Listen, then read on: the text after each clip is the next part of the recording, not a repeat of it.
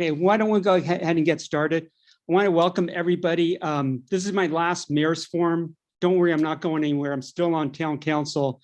It's just next Tuesday at our town council meeting. That's when we do our reorganization. And through the town council, we'll appoint another mayor, and also another vice mayor at that time. Sorry, I'm omitting somebody. So again, this is the last mayor's forum. Hopefully the next mayor will carry on with these forums, because I just think it's a good focal point for people to have open discussions and raise questions and issues as they come along. And I've appreciated also everybody that's been a participant and or a speaker on these. Tonight, I decided to do something a little different, which Adam, our new town manager, was okay with. And I kind of did a bait and switch a little. I asked people, the department heads, including Chief Norton, also Ruben, to give us 5 minutes on their accomplishments during 2022 and what we have to look forward to in 2023. I'd say it's a little bait and switch because that was part of it. But the other part, I just want to show my appreciation to all the department heads and also to Central Marin Police and Central Marin Fire for your support during at least my tenure as, sorry, I'm letting people in, my tenure as mayor and also on the council. We have a great team. And I think the team is what makes everything work in Corte Madera. You know, you throw in our community groups also, and it just makes it a great place to work. And it's not just the department heads. Each of you have staff under you that are also making contributions to our community every day. So again, I just wanted to, a little bit of offshoot, but just show my appreciation for, again, the support you give the town and also myself as mayor during the tenure. So I appreciate that. So again, I've asked each department head to kind of just give brief 5 minutes, plus or minus. Hopefully it doesn't go 10 or more. Again, on accomplishments and then what we have to look forward to in 2023. There's no set order, so I'm randomly going to select people. So why don't we start with Daria first, who is our finance director. Hey, thank you. I'm Daria Carrillo. I'm the finance director here for the town of Corte Madera.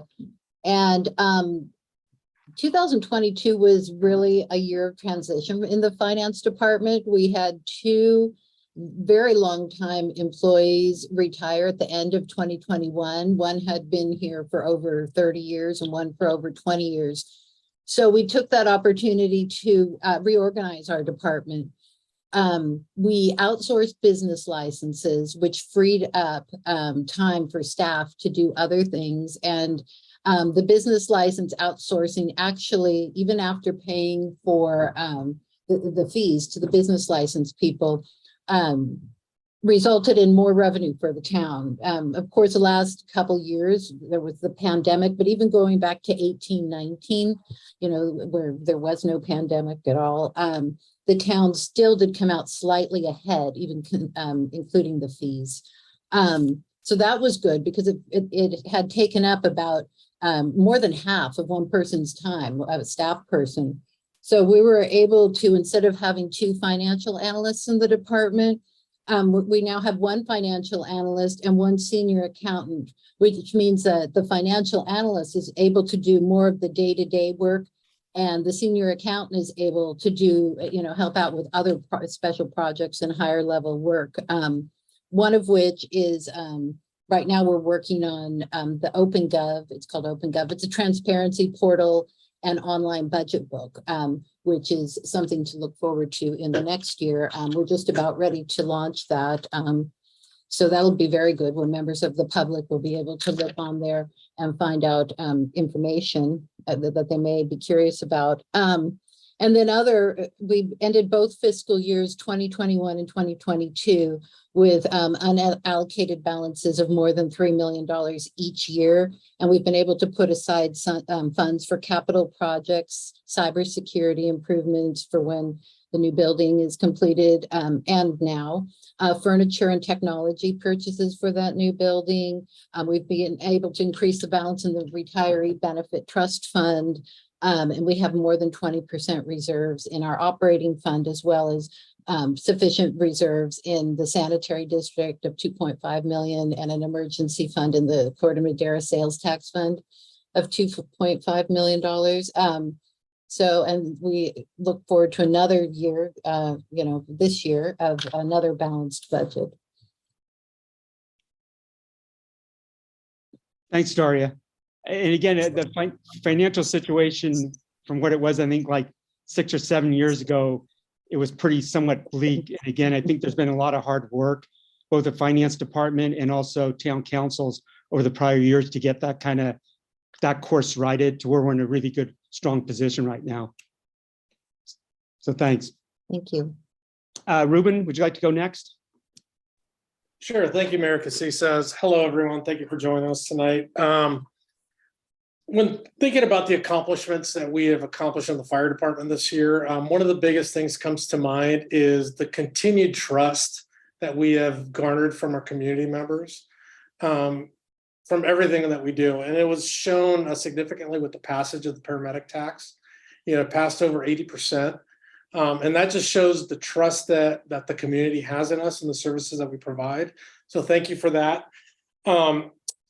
The other big accomplishment that I think we did as an agency was increase the collaboration with our local and regional fire partners and law partners, trying to prepare for these, what I call mutual threat zone kind of incidents, where fires happen right at the border of our communities.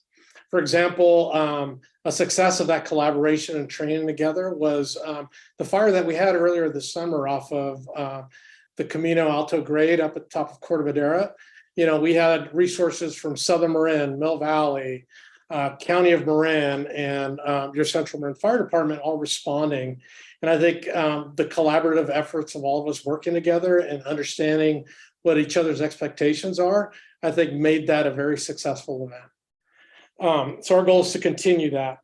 And then, of course, I think the biggest thing that we can see jurisdiction-wide is our fire prevention efforts and our wildfire education that we've done with our community.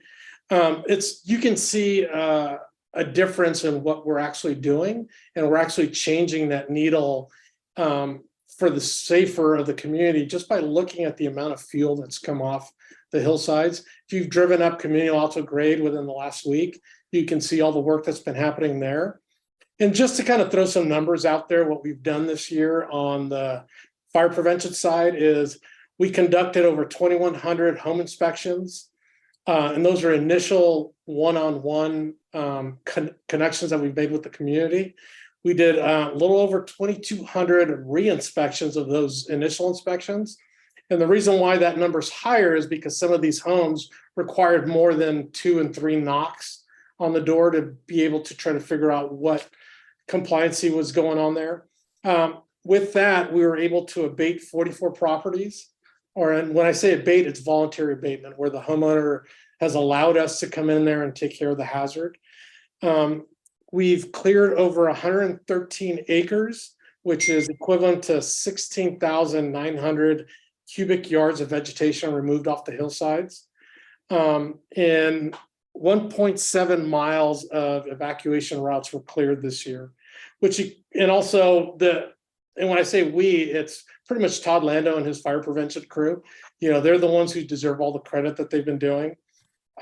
He managed over 84 projects this year, which equated to about $1 million of reinvestment into the community on trying to make us safer. So those are some of the accomplishments that we did in 2022. And our goal is to continue to move that needle on the fire prevention side for 2023, with our number one goal is to try to protect our communities from any type of catastrophic wildfire.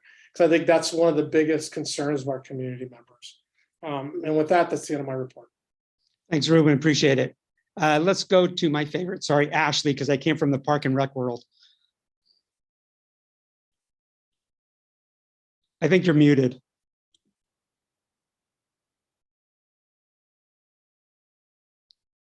You're muted, or your audio is not working. There we go. Trying to do it from my phone because my connectivity is still having challenges with our integrated system in IT. So really quick, our summary of accomplishments from 2022.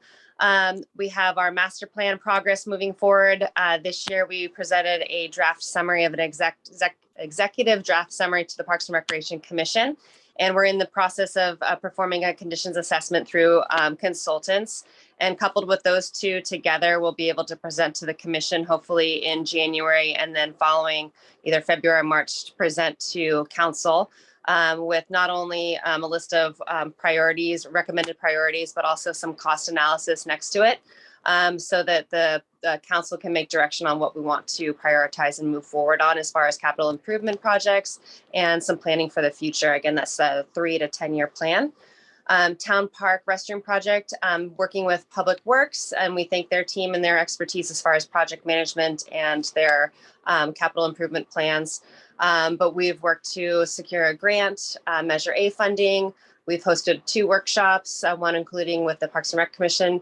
And our next step is that we're procuring some design options through Public Restroom Company, and we'll be able to have a display board on site in Town Park for people to weigh in on some design and elements that they like or don't like or like to see more of, and the conversation will continue. The goal right now is to have that new restroom in Town Park available next summer, so summer 2023. So that's also something to look forward to. And I appreciate that collaboration effort between our 2 departments. The third is community building. We've done that through events. So we've had the family dance party in the park, 2 music and movie nights, and a family roundup dance.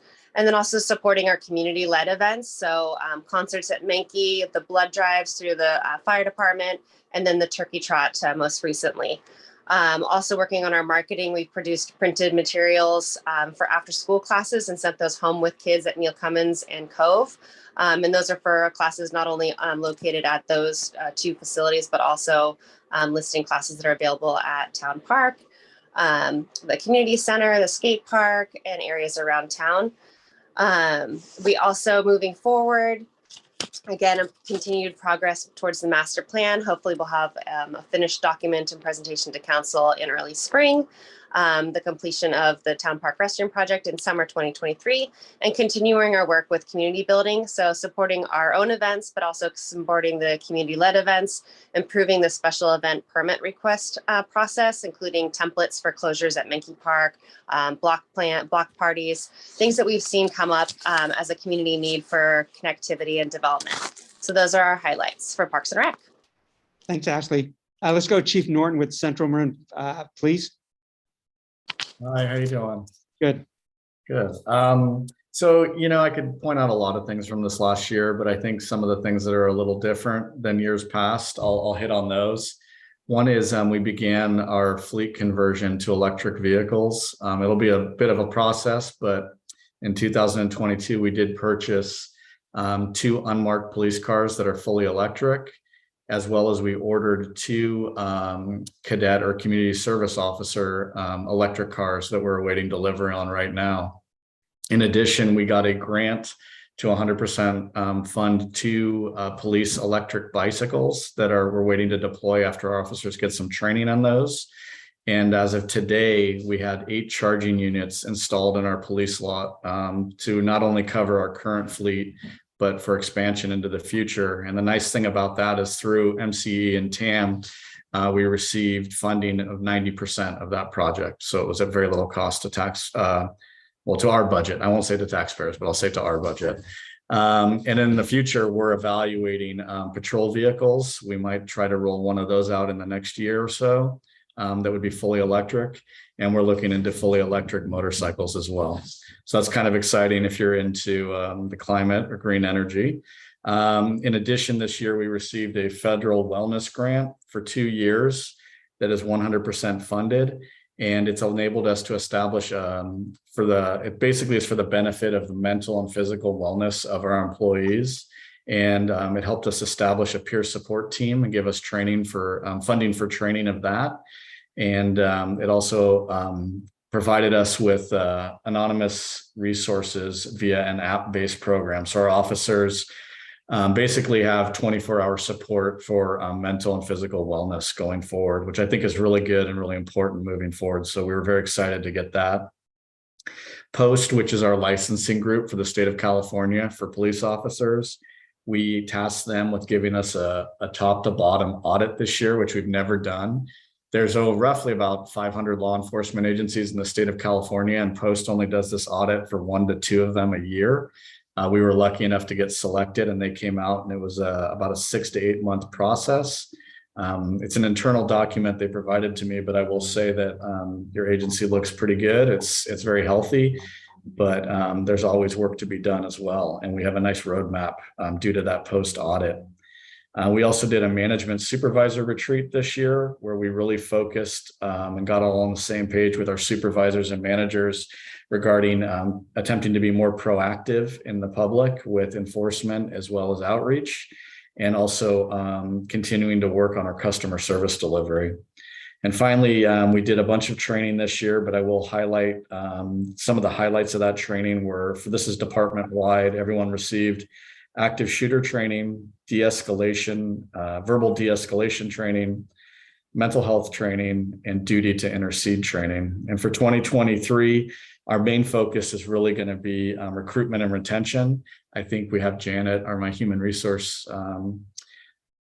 manager, on the phone who might touch on that, but we're going to really be working with our 3 managers, myself and Janet, to improve our recruitment and retention. It's something all law enforcement in the county, the state, and nation is facing, but it seems like we're rapidly getting worse and worse, and we want to make sure we can get ahead of this before it affects our communities and ability to serve them. We're also going to attempt a full website overhaul, which we haven't done in 10 years, increased training, and we're going to be spending a lot of time following up on some of those post-audit recommendations that I mentioned. Thank you. Thanks, Michael. Let's go to RJ. Thank you, Mayor Casisa. So 2022 had no shortage of exciting projects. We were able to get our Corte Madera Town Hall project out to bid in last May. That's been moving. There's a lot going on behind the scenes with various issues that kind of tend to happen with these types of projects, but we're hoping to turn a corner here pretty soon. We had at least 5 public engagement events for the Paradise Complete Streets project.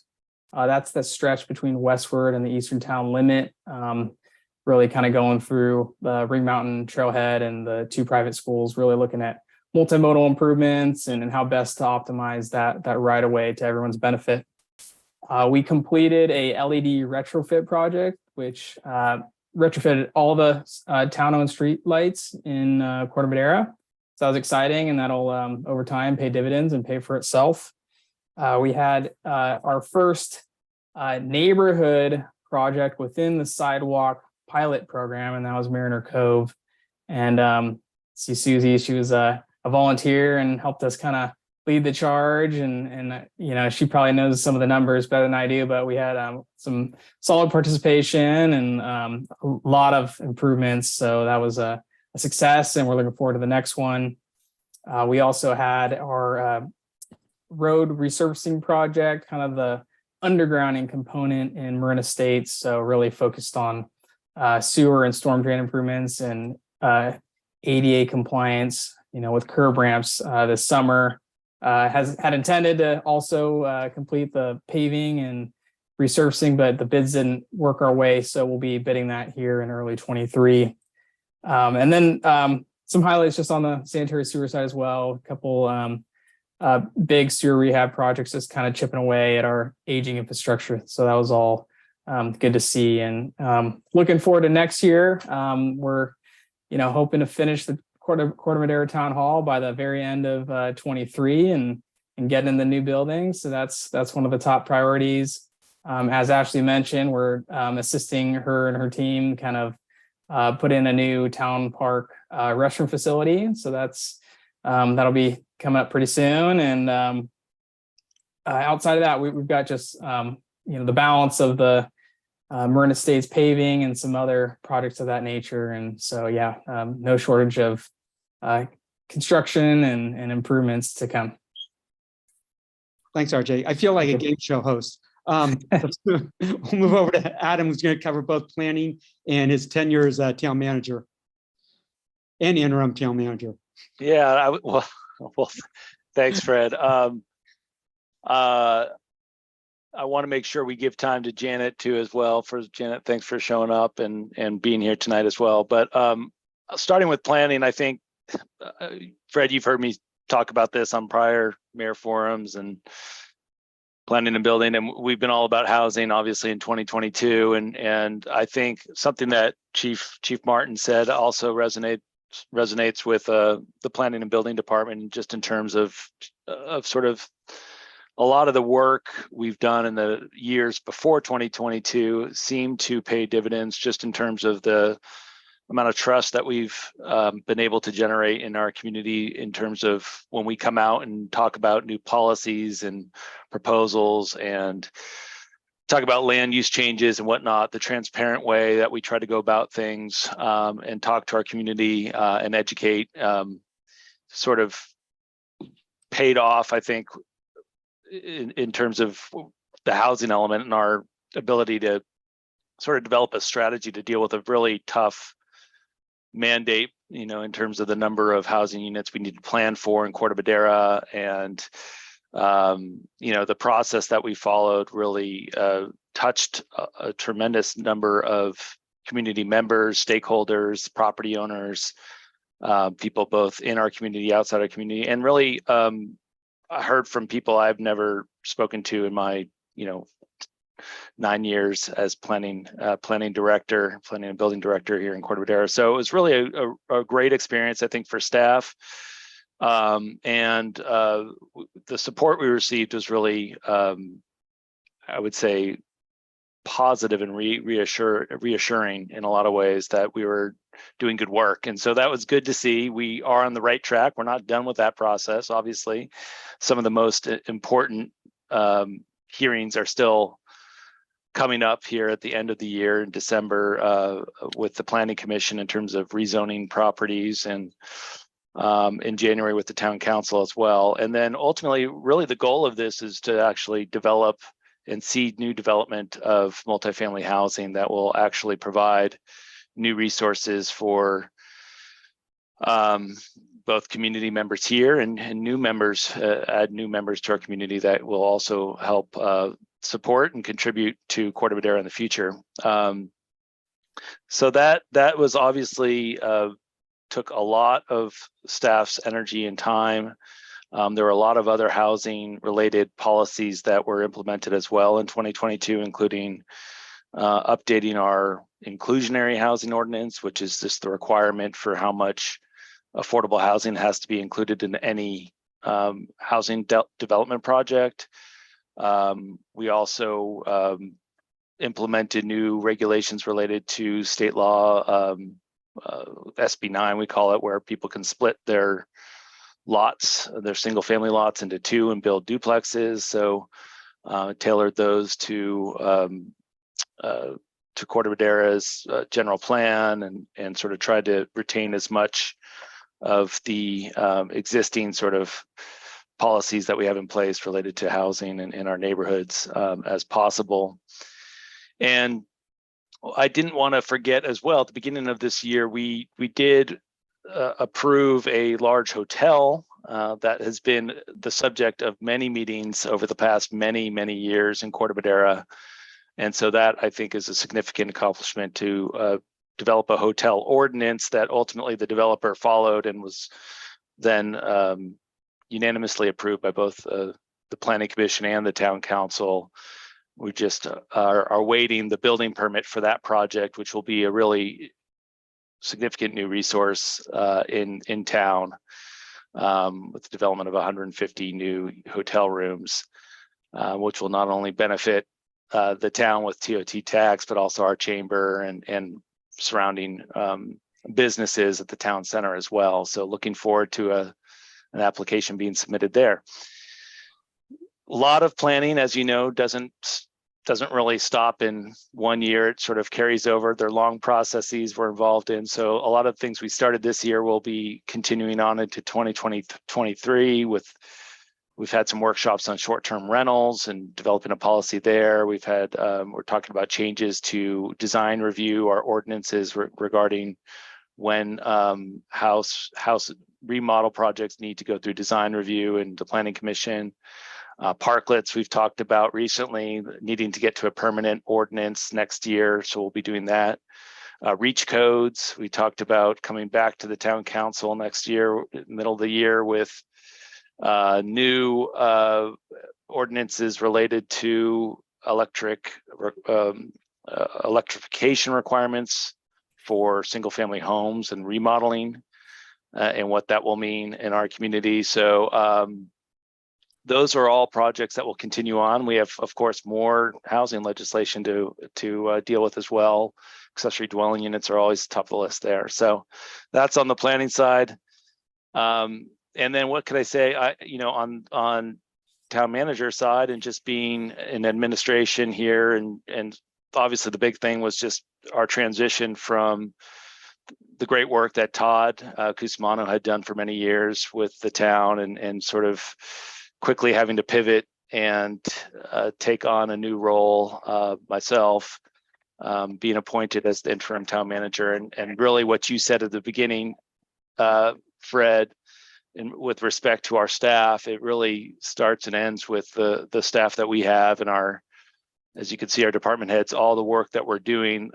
The goal really being just to make sure that our work would continue without interruption and without sort of having to sort of readjust to new management. And so I think, as you've heard tonight, that's really what's happened. I mean, we're all of our staff has just done an amazing job. I think personally, it's just been great for me to be able to work with all the individuals and all of our department heads and chiefs that are on the line, and get to see all the great work that they do, and that their staffs also do. So, and that's really the goal moving forward, is just to continue with the work plan and programs that our staff have already designed, but I'm sure we'll be adding to that to a certain degree.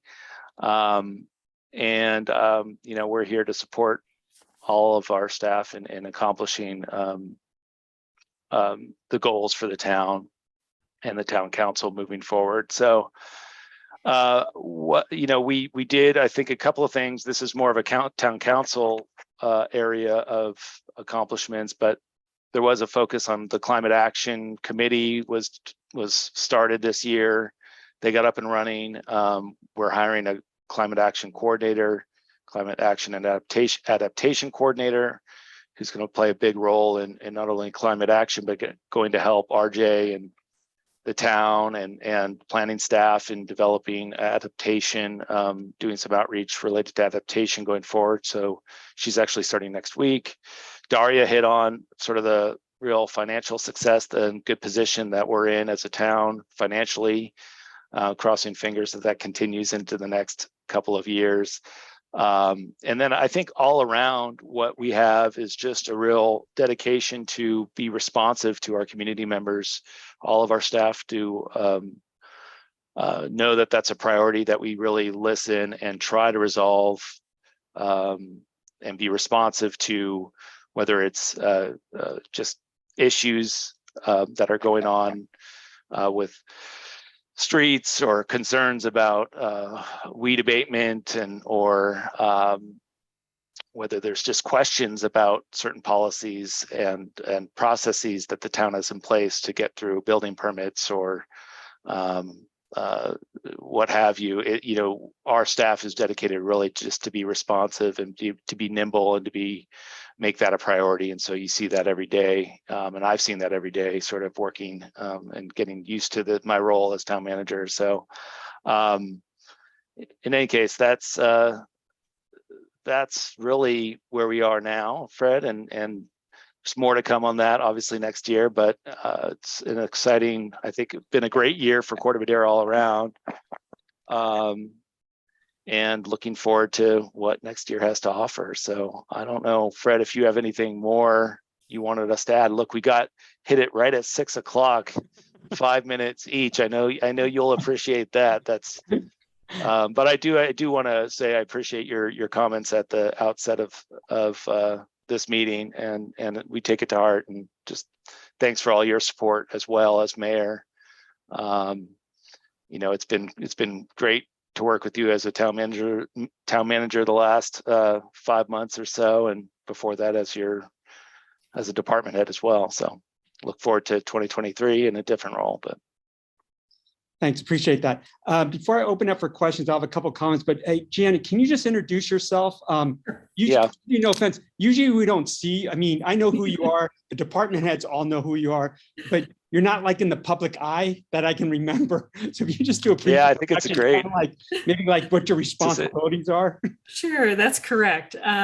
I'm Janet Thiessen, and I'm the Human Resources Manager that works with Town of Corte Madera, City of Larkspur, Central Marin Police Authority, and Central Marin Fire. So the 4 agencies keep me very, very, very busy.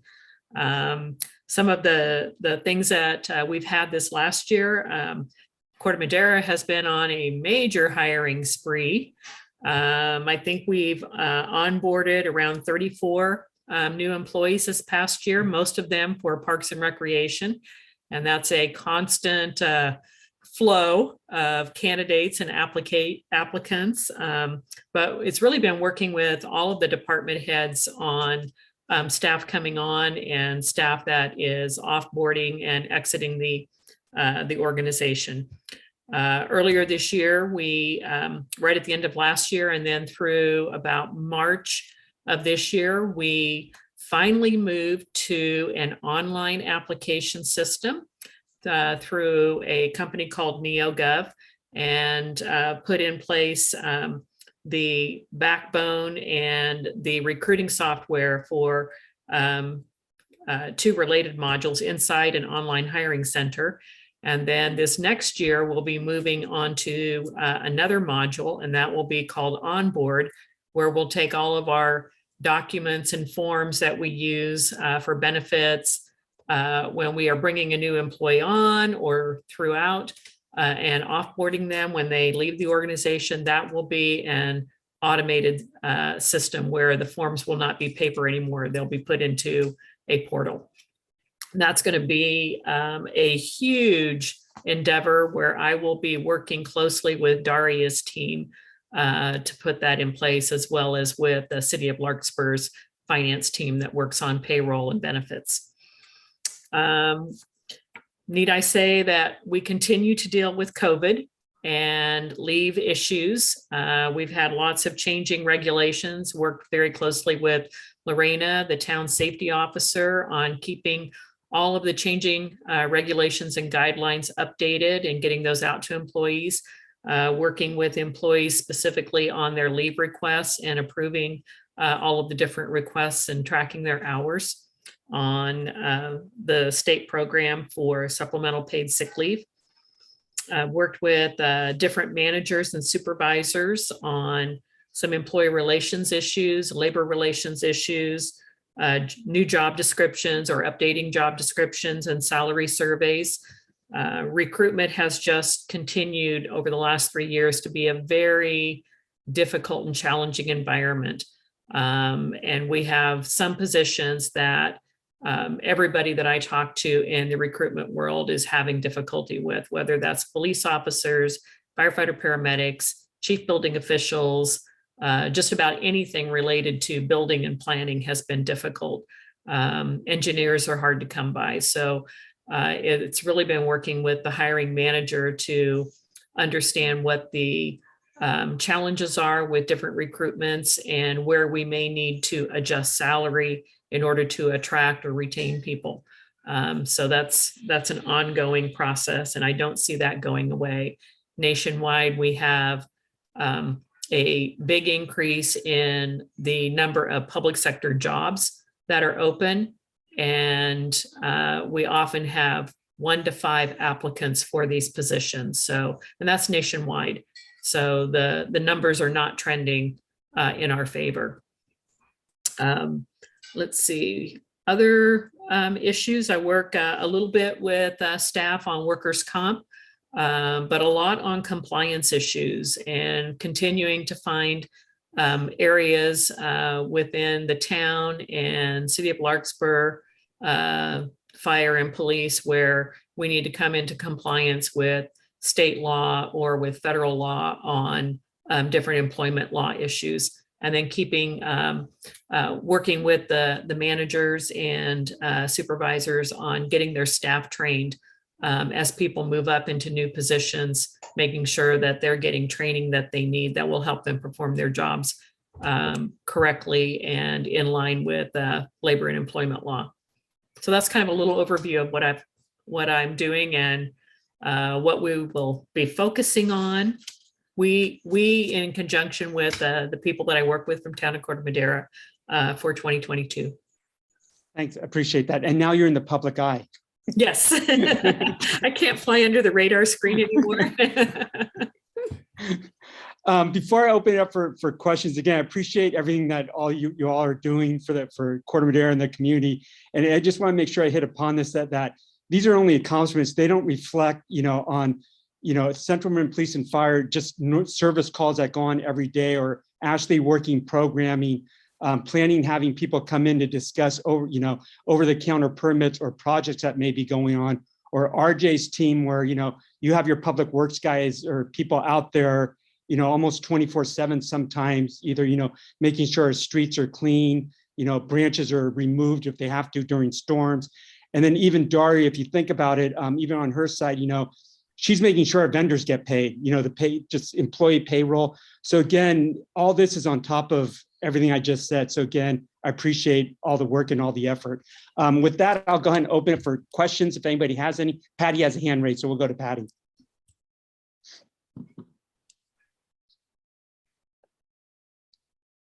Are you there, Patty? I am. I was waiting to be unmuted and I didn't have to wait. First, I wanted to say congratulations on your wonderful tenure as mayor. It's been delightful to have you at the helm.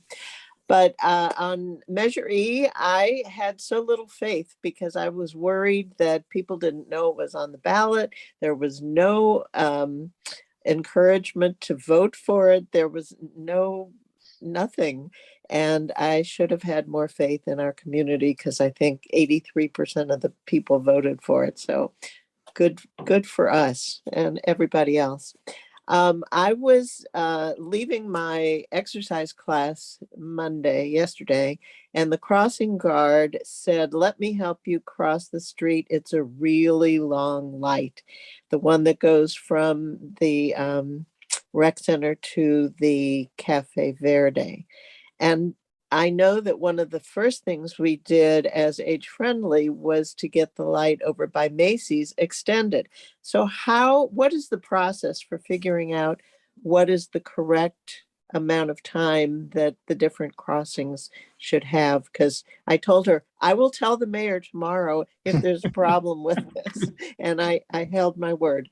So I just wondered, are we extending the ones that need to be extended and chopping the ones that don't? Thanks.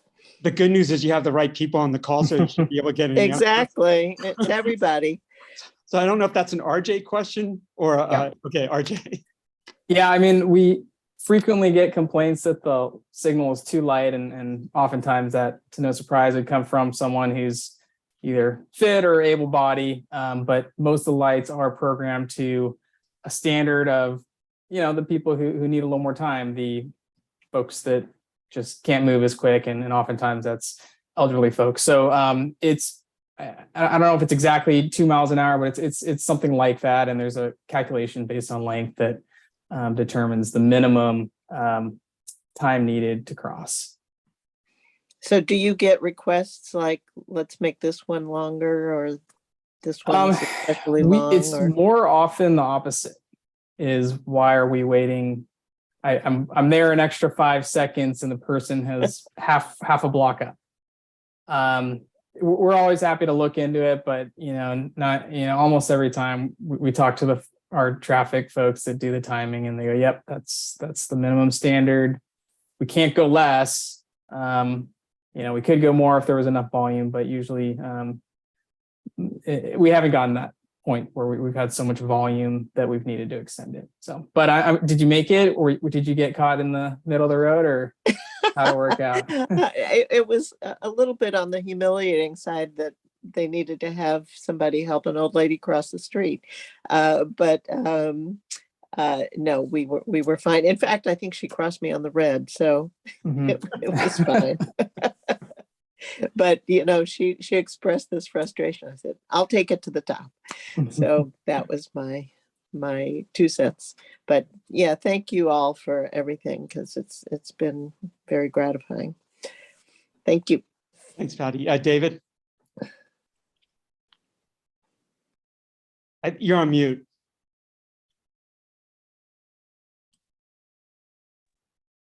How about now? You're good. Hey, I just want to say thanks, Fred. Congratulations on your tenure as mayor. This has been very helpful. Well, I got the floor. Ashley, we need pickleball courts. RJ, please bear with me as I try to, in full disclosure, I'm on the flood board. So really want to enact our climate protection plan that was downgraded. But thanks to all great staff you have, Fred, and look forward to the next season and tenure. Over. Thanks, David. Any other questions, comments? Okay, with that, I'll go ahead and close. This will be the end of the mayor's forum, at least on my side. I don't know if the new mayor will continue. Hopefully he or she does. I just think it's a great place, again, to have open discussions and to bring comments. And again, like I said at the top of this, I appreciate all that everybody's doing for the town. Even like David, you and Patty, I know Karen, and I know Susie was on before, because again, it's just not one-sided where it's just employees and staff, but it's also members of the community. I think that makes it great. The other thing is, at town council, we get snippets of this. We get, Ashley will come saying, hey, here's an update on Park and Rec. Ruben will come or Michael will come. But I think when we put it in a form like this and everybody's here in one place, I think it just elevates everything that's being done and all the achievements, and just couple that with the day-to-day work. It's all great. So again, I just appreciate everybody for everything you're doing. So thanks. And with that, I know Adam has a planning commission meeting tonight, so he's glad that it's being cut, not short, but it's over a little bit early, so you can grab something for dinner. So thanks. If there's no more comments, thanks. So again, I appreciate it. So with that, I'll conclude my last mayor's forum. Thanks again, everybody. Thanks, Mayor. Thank you.